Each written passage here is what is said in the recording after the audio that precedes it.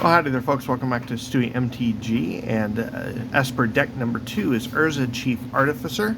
This previously was the mono blue Urza, but has now been changed out. 3 and Esper, a white, blue, and a black for a 4/5 human artificer. He's got affinity for artifacts, artifact creatures specifically.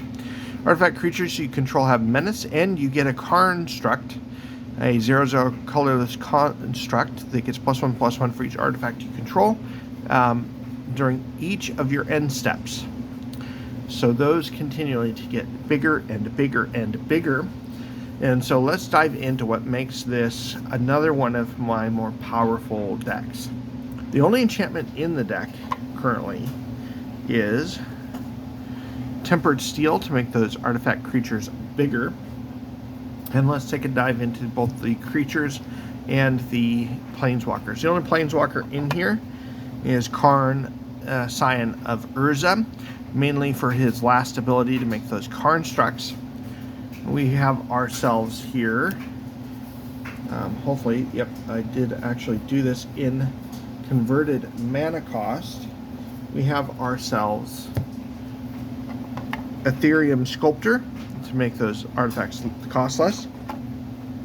Ornithopter for mana production. Steel Overseer, this can get gnarly when we have all those constructs and you're giving them +1/+1. It just gets huge. Urza, another Urza. There's a total of actually 3 in this deck.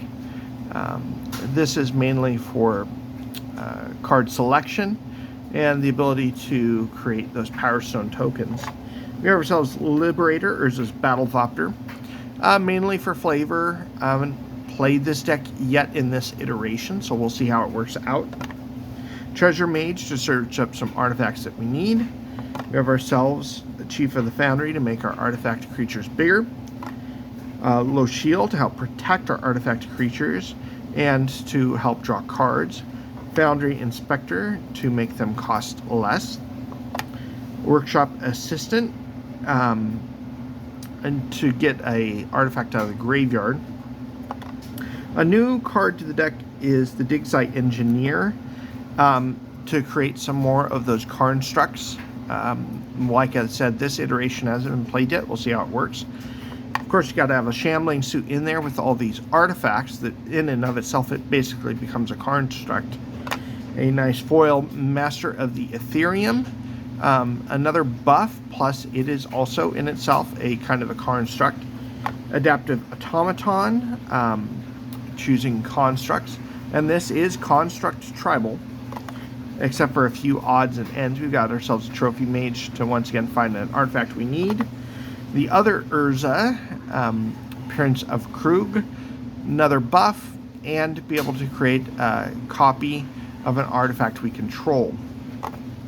Master Transmuter to shuffle things in and out of our hand into play.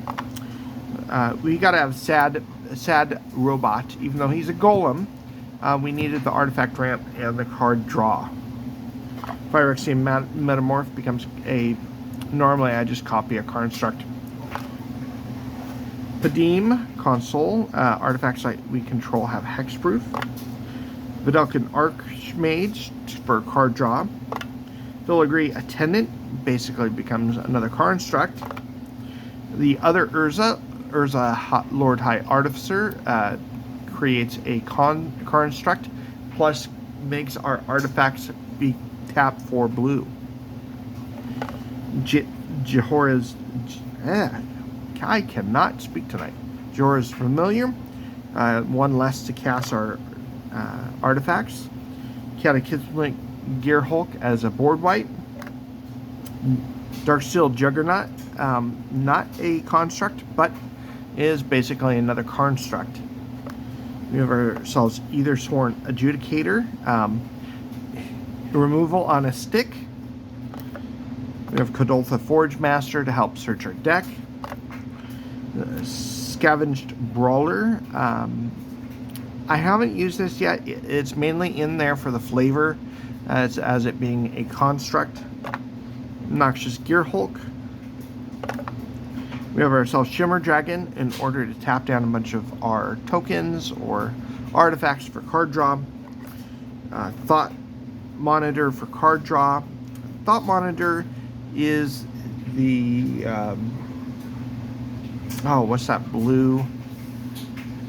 Convoke for card draw. Anyways, it's that, but costs 7 mana instead of 3. We have ourselves the Hulking Metamorph to be another copy. And lastly, the big construct, the Metalwork Colossus, to shove in there for an 11 mana 10/10. Let's take a look at some of our other regular artifacts. We've got Manifold Key to untap other artifacts. Soul Ring for mana production. Yes, that's shiny.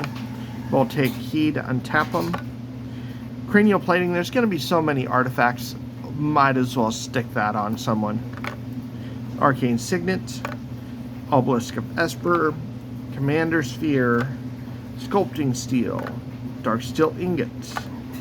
Machine God's Effigy, mainly for the Mana Rock. Mystic Forge, awesome card, since the majority of the deck is artifacts. Excuse me. It allows us to play stuff off the top of our deck.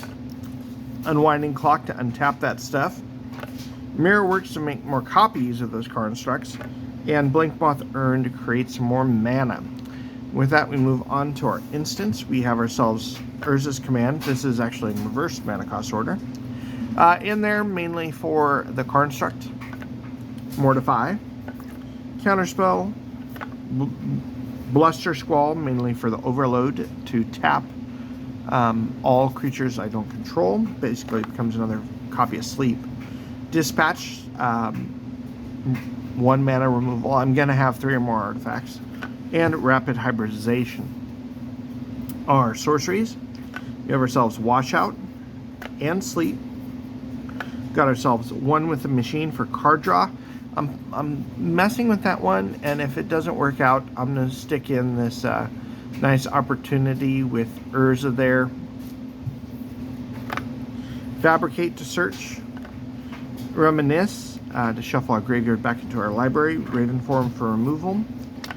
Feed the Swarm, and lastly, Drafna's Restoration to get some of those artifacts back into our deck. On to our non-basic lands. There's a few lands that are on theme, those being Urza's Factory, Urza's Tower, and Urza's Power Plant. Yes, those are white border and they're banged up. If you guys have original black border Tron and you're willing to part with it, let me know. We got ourselves Urza's Mine. Nice foily Urza Saga. You can't really tell because of the sleeve. I think this is the most expensive card in the whole stinking deck now. Tolaria West in foily.